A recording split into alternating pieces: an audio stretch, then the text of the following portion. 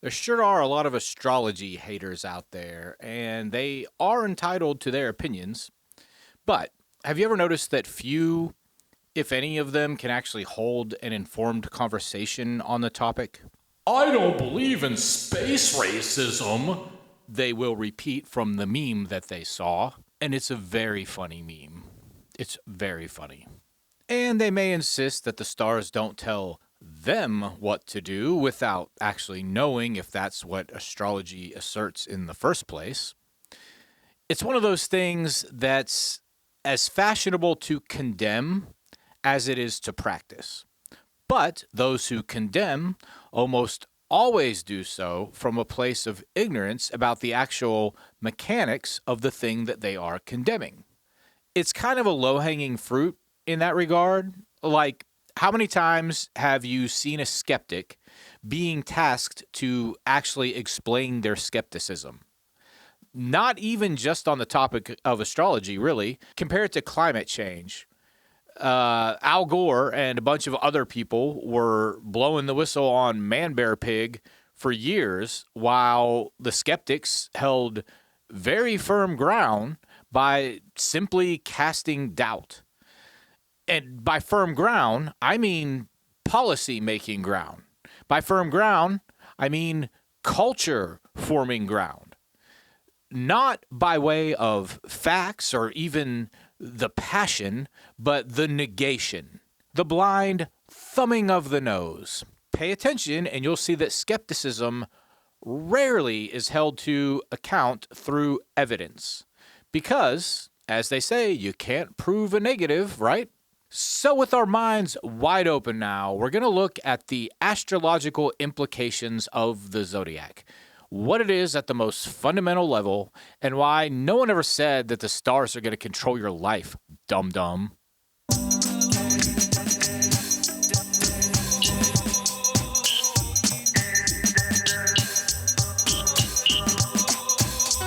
First things first, let's be clear that astrology is a general term. Though in most places, including America, where I live, it's most commonly associated with the 12-sign Western or tropical zodiac. This is essentially the same zodiac we're going to discuss here today, as it was the original. We're also going to talk a little bit about the sidereal zodiac as well, but the key thing you need to understand is this. No matter which zodiac we're looking at, it's only and always a template laid over a cycle of nature. So like the tropical and sidereal zodiac both generally have 12 signs that adhere to the same chronology, but run about a month off from each other. This is because tropical astrology uses a template that exists relative to a fixed equinox, whereas sidereal astrology uses a template that exists relative to a fixed precession of the stars. There are other zodiacs that attempt to break this same amount of time into 13 or 14 different sections instead of 12. Vedic astrology, which is the modern name for the traditional Hindu system, as well as Jewish astrology, both use divisions of 12, and those divisions each have their own names. Chinese astrology also has 12 divisions, but they cycle year to year with one sign per year representing for 12 years, as opposed to the more common cycle of 12 signs within 1 year. If a person wanted, they could take the dates of the tropical zodiac, split them in half to make 12 signs into 24, switch the Aries RAM for a pencil and paper, switch the Libra balance for an eraser and a trash can, and then call it a new model. This would not change the order of the sections in time. No matter what one assigns where, we will always begin in the spring, move through the summer, then the fall, and then essentially conclude in the winter before beginning again in the new spring. Similarly, no matter how we divide the periods, our sun and all planets relative to Earth will essentially always move around the astrological belt in the same order of constellations.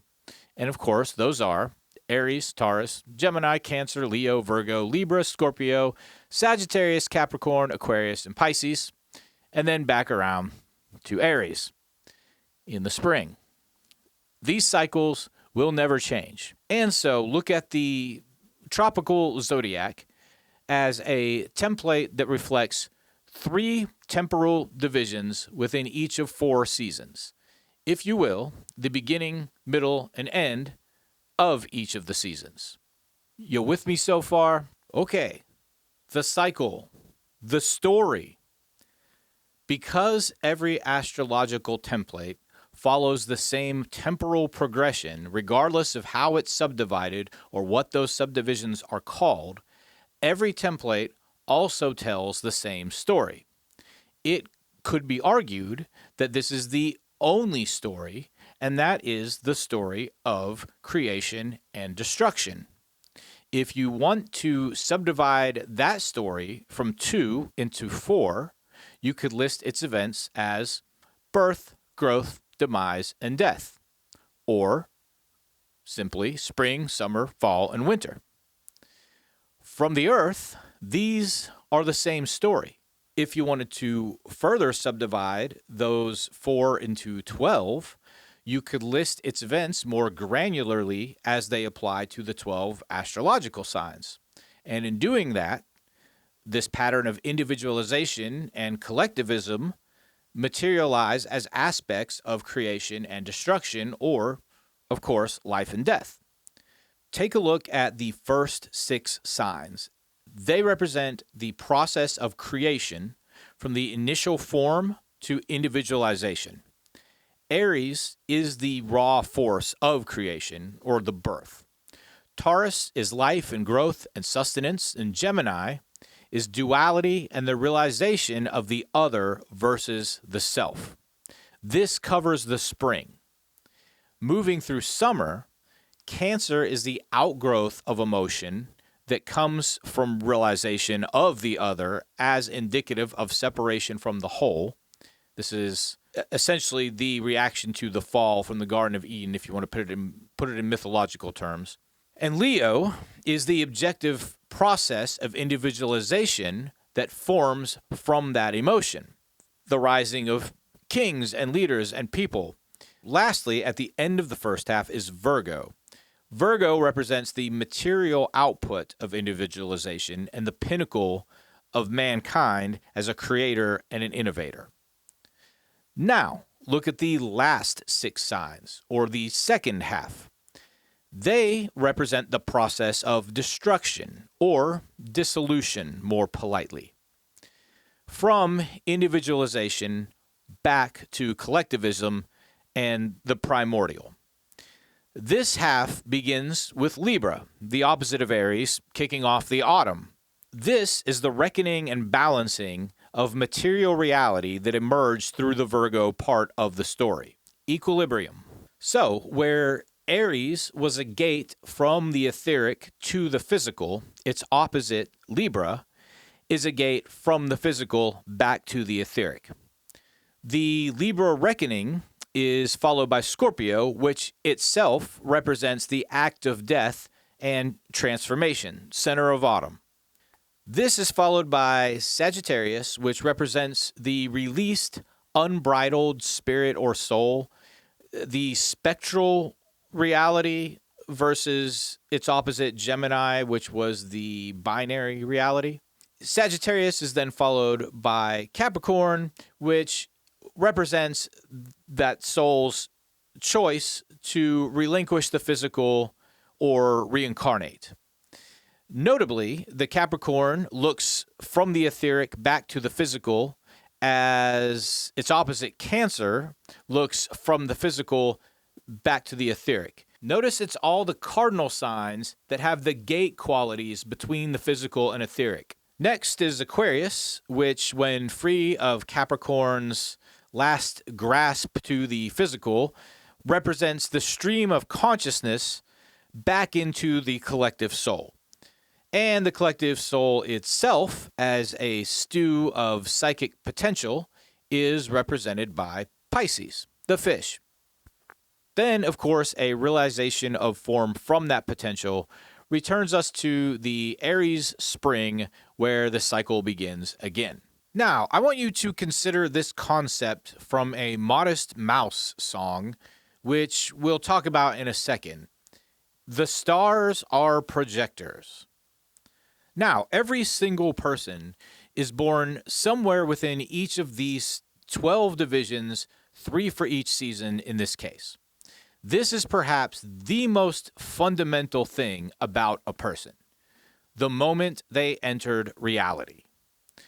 Because the moment a person enters reality, or the moment a person enters their timeline, it's the unchangeable foundational attribute that all other characteristics sit upon.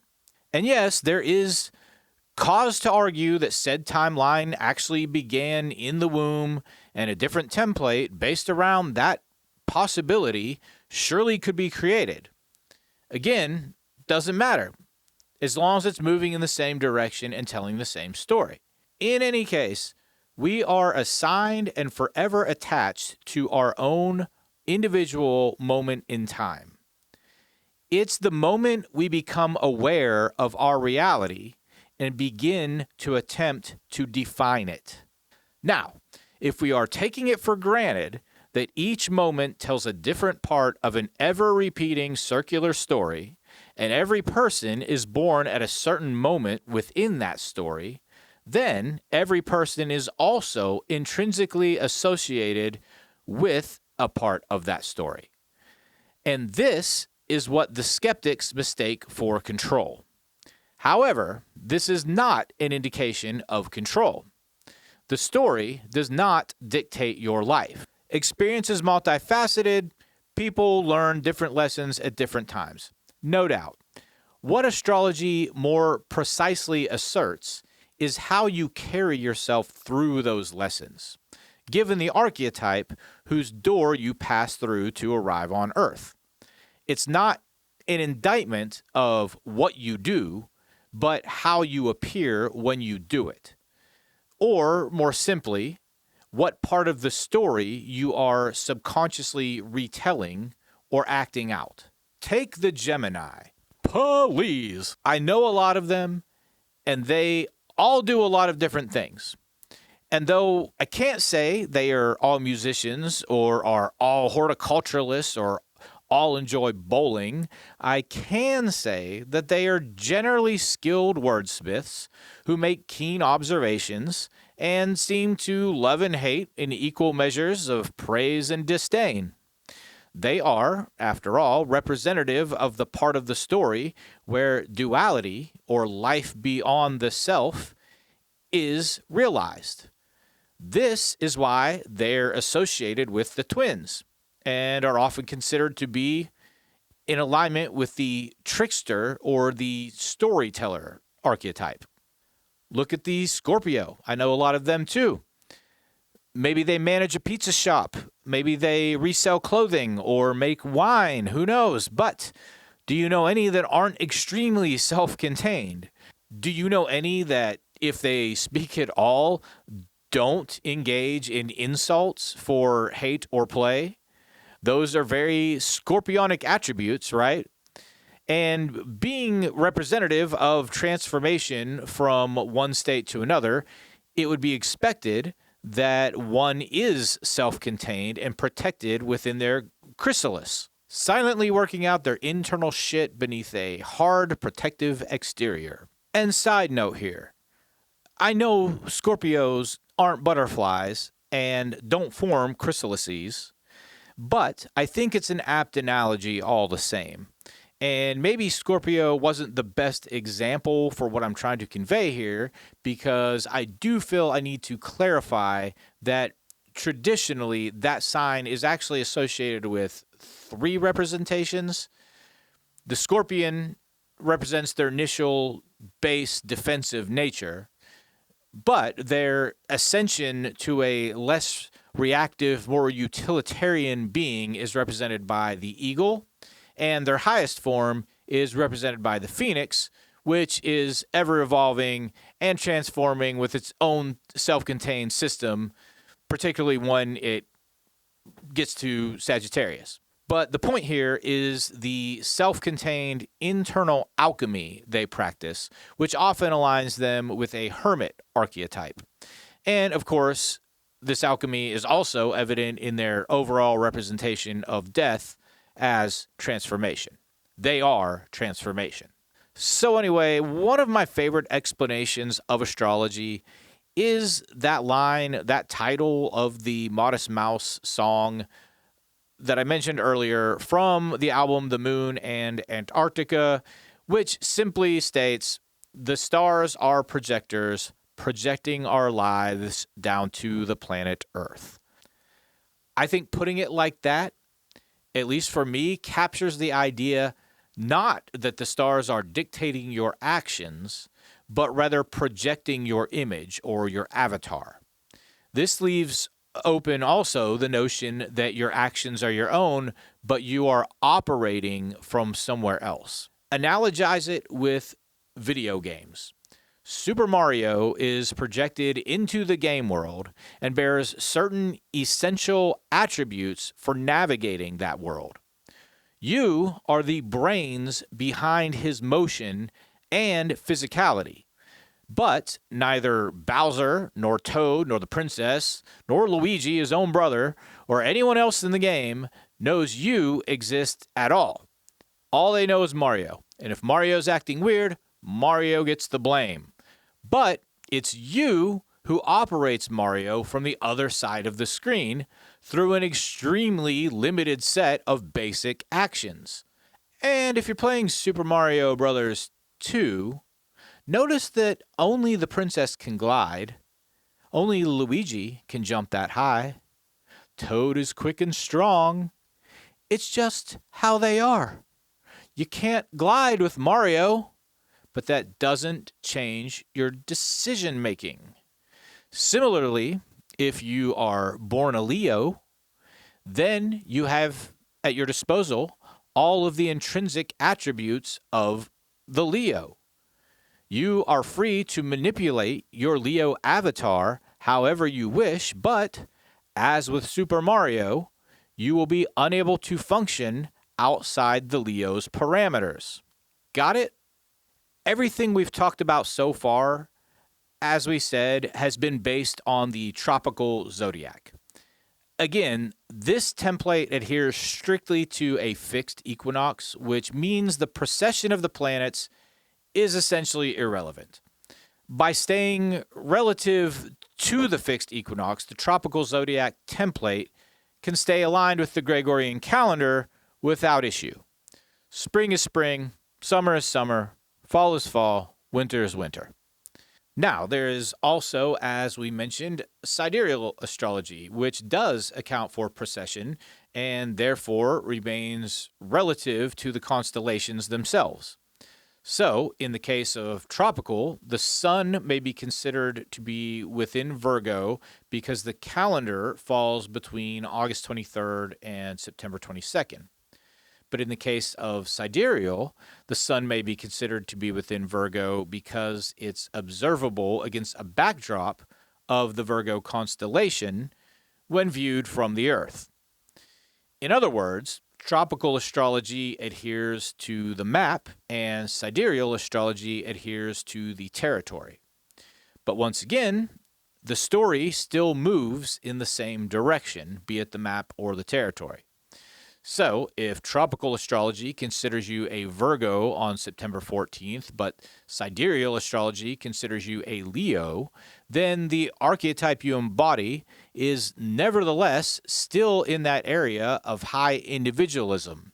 Whether you're in the Leo compartment on one template or the Virgo compartment on the other template, you are at least within 1/6 of a common space between the two.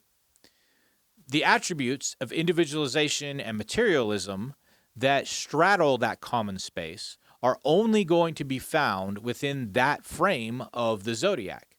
Therefore, if your September 14th birthday still leaves mystery as to which sign you consider to be yours, you can still rest assured that the archetype you embody would not manifest in any other part around the wheel.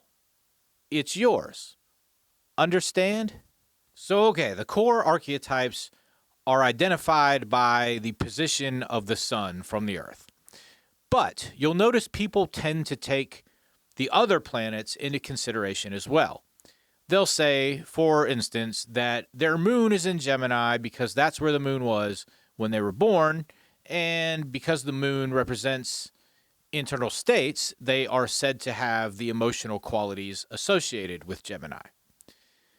Or, for another example, that Mercury was in Aquarius when they were born, and because Mercury represents communication, they communicate like an Aquarius. These add nuance to a personality profile and are worth considering, but these reflect templates just like any other. Only here, we're not necessarily fitting the template to the 365-day year it takes for the Earth to move through the astrological band and around the sun, but rather whatever duration it takes whatever planet we are considering to move through the astrological band and around the sun, relative to our position on Earth. Okay, so as we all know, the bodies between the Earth and the sun, which are the Moon, Mercury, and Venus, orbit more quickly than our year. So they orbit more quickly than Earth does. And the other planets on the other side of Earth orbit more slowly. Though it may be considered somewhat arbitrary, we have assigned qualities to these planets so that it is the cycle of the quality itself that is being tracked. The moon has the quickest orbit. It represents our emotional states, which also tend to change quickly. Mercury's orbit takes 88 days, and it's said to represent communication. Like I said, another quick changing attribute. Venus is said to represent values and romance, and it takes about 225 days to orbit, moving through each sign in about 2/3 of our Earth year. On the other side of Earth, from closest to Earth to furthest, we have Mars, which represents ambition and sex, then Jupiter, which represents growth and luck, Saturn, which represents limitations and structure, then Uranus, which represents innovation and transcendence. In your butt. Put innovation and transcendence in your butt. That's an Eddie Murphy reference. Anyway, then there's Neptune, which represents intuition and fantasy, and finally Pluto, which represents fundamental and societal transformation. Now, as we move further out from the Earth, as we said, each planet takes longer to orbit. Therefore, each template tracks more generational change further out the planet is. When people talk about the age of Aquarius, they are usually referring to Pluto entering Aquarius, which happened in November of 2024. And by the way, it's going to be there until March of 2043. But being a generational marker as Pluto is, it's said that the qualities of the Aquarian archetype will come to dominate society over the course of this period. And we are just getting started. And yes, I know Pluto is supposedly not a planet. Who cares? I will say again, and I want to really hammer this home, what we use for our templates can be completely arbitrary. We could pick any other point out there, determine its orbit, and track it temporally through the story told by the cycle. That's actually why I favor the tropical zodiac. It's just good, clean adherence to light. So anyway, I don't know if this was clear to anyone, but that's how astrology works, essentially. And in case it wasn't clear, I'll summarize it. Hopefully, this might help. To sum it up, the template is secondary to the cycle itself. The template can be anything so long as the cycle exists beneath it. You enter the cycle at a certain point, and then your life builds upon that. The cycle does not control you, it contains you. Neither the planets nor the stars control you either, not any more than any other calendar. Rather, our position within the temporal framework of our reality embodies each of us with one or more archetypal and intrinsic selves, and that is the base from which we act within physical reality. But that physical reality essentially never changes. It is always in one season or the other, chronologically moving through birth, life, dissolution, and death, and back to birth. At some point, you enter in one of those sections and move forward with it. If you enter in the autumn, then you will forever have gotten your start in a period of cooling and decay. This will foster in you a much different perception of the cycle than someone born, say, in the spring, who will forever have gotten their start in a period where the nature around them is also appearing to get its start. And so, the person born in spring grows from a view that the world is growing with them, whereas a person born in the autumn grows from a view that they are outgrowing the world. No matter how they lead their individual lives, each is locked into only one fixed entry point around the wheel. And from that entry point, they are either existing more or less in sync or opposition with the cycle. And every birthday, they will begin again at their own subjective beginning, which forms their own subjective attributes. And any two people with the same subjective beginning will also share the base attributes that are formed at their shared moment. Those attributes will be reinforced and evolved as they grow and experience new moments, new people, new places around the cycle. But the foundational entry point will never deviate. It's temporarily locked, and what you felt from it at the time will forever be buried within your subconsciousness and reflecting to your external world, whether you realize it or not. Do you get it? Okay, astrology is one of my all-time favorite topics, and I imagine you'll see some more videos on it from me in the future. I did think it was best to start with something kind of general and just basically informed like this to hopefully override the cheap perceptions created through generations of newspaper horoscopes and psychic friends. It's a world of hucksters out there, but astrology is older than them. Anyway, more to come. Like and subscribe. Like and subscribe. I said like and subscribe. I hate saying like and subscribe, but like and subscribe.